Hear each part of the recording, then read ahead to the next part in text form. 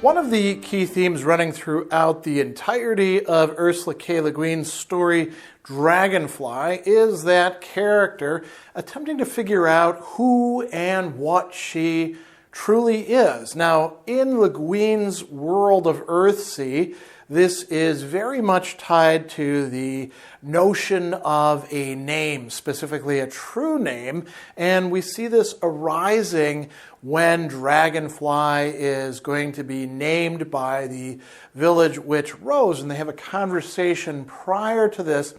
Rose tells Dragonfly, who she's going to name Irian, that she has a certain strength in her, but it's mysterious.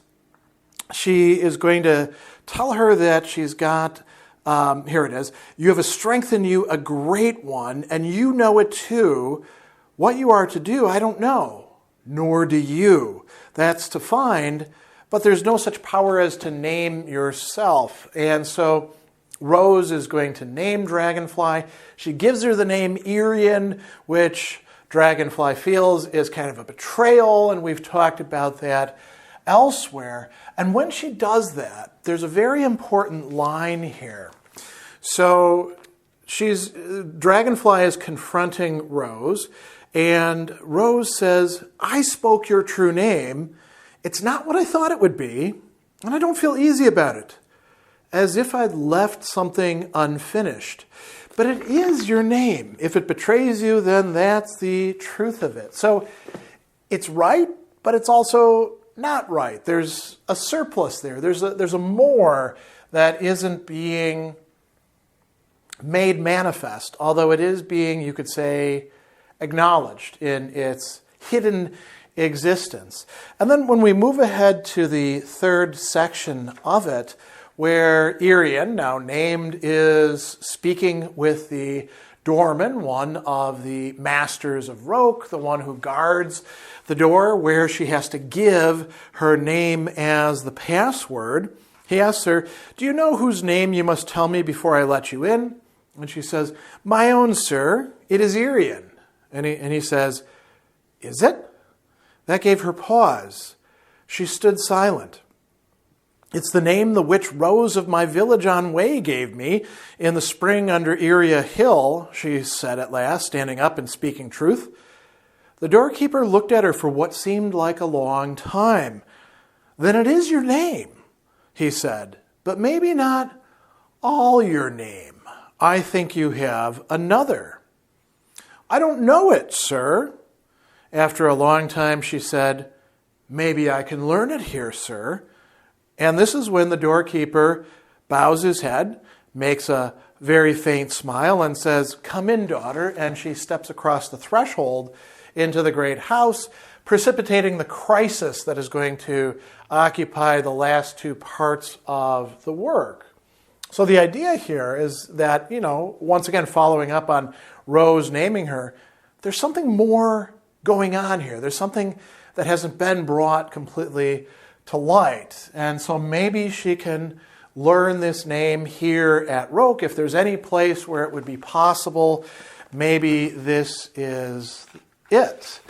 And when we have this discussion going on between the different people, we have the namer himself actually, saying that maybe there's more to the story than what is going on. The namer actually gives her his name, and he says, as the master namer, here I make free with names, my own included. Who named you, Irian? And she says, the witch Rose of our village, lord. And then the doorkeeper says, is she misnamed? So they're going to try to figure this out. The namer says, no, but, and there's a very pregnant but there, right? Then when she goes to the imminent grove with the patterner, she's going to, be asked, does she actually have any knowledge? Did Rose teach her? And there's a lot of misunderstandings about this among the masters, isn't there? So he says, you've been a witch, Irian? And she says, no. But you have some knowledge. No, I don't. Rose wouldn't teach me. She said she didn't dare. because I had power, but she didn't know what it was. Your rose is a wise flower, said the mage, unsmiling. But I know I have something to do, something to be. That's why I wanted to come here, to find out on the Isle of the Wise. She was getting used to his strange face now and was able to read it. She thought that he looked sad. His way of speaking was harsh, dry, quick, peaceable.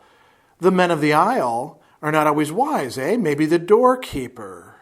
He looked at her now, not glancing, but squarely, his eyes catching and holding hers. But there in the wood under the trees, there is the old wisdom. I can take you into the grove. And there's hopes that in the grove, perhaps, she can figure out what she is. Maybe this mystery of her name can come to light. And this is when, she lives there for a while, and then things come to a head. And as the conflict is about to stem into its final stage, there's an interesting exchange between the two of those. She asks Asver, the patterner, why did you break your rule for me? Was it fair to me who can never be what you are? Asver frowned. The doorkeeper admitted you because you asked. I brought you to the grove because the leaves of the trees spoke your name to me before you ever came here. Irian, they said, Irian. Why you came, I don't know, but not by chance. The summoner, too, knows that. And so she suggests, maybe I came to destroy him. He looked at her and said nothing. And then she says something else. Maybe I came to destroy Roke. His pale eyes blaze then. Try, he challenges her, right? And what is revealed in this? A long shudder went through her as she stood facing him. She felt herself larger than he was, larger than she was, enormously larger. So there's this sort of revelation to her, an awareness of not only her own strength, and I was going to say greatness, but Leguin talks about largeness here. So perhaps that's the word that we ought to be using. She could reach out one finger and destroy him. He stood there in his small, brave, brief humanity, his mortality defenseless. She drew a long, long breath. She stepped back from him. The sense of huge strength was draining out of her. She turned her head a little and looked down, surprised to see her brown arm, her rolled up sleeve, the grass springing cool and green around her sandaled feet. She looked back at the patterner, and he still seemed a fragile being. She pitied and honored him. She wanted to warn him of the peril he was in, but no words came to her. She's finding out what she actually is, which we'll find out as readers in the fourth part of the story. And just to prefigure a little bit, the kind of being that she is, humans would indeed appear, as Leguin says, brave, brief, humanity, mortality, defenseless, by comparison to what she is in her being. Then there's this confrontation with Thorian, the summoner. And, if all she was a human being, then Thorian would have had the complete advantage over her. He's not only the strongest of all of the mages, one who could be indeed archmage, one who came back from death itself, but he also has her true name, and he uses it. The summoner looked up at Irian. Slowly he raised his arms and the white staff in invocation of the spell, speaking in the tongue that all the wizards and mages of Roke had learned, the language of their art, the language of the making. Irian, by your name I summon you and bind you to obey me. And then she springs on him and everybody else, something else. She hesitated, seeming for a moment to yield to come to him, and then cried out, I am not only Irian. This surplus, this hidden other name is now becoming something important. And it keeps him from being able to control her. He tries to attack, and then we find out she towered above him impossibly, fire breaking forth between them, a flare of red flame in the dusk air, a gleam of red gold scales of vast wings. Then that was gone. And there was nothing but the woman standing on the hill path, and the tall man bowing down before her, bowing down slowly to the earth and lying on it.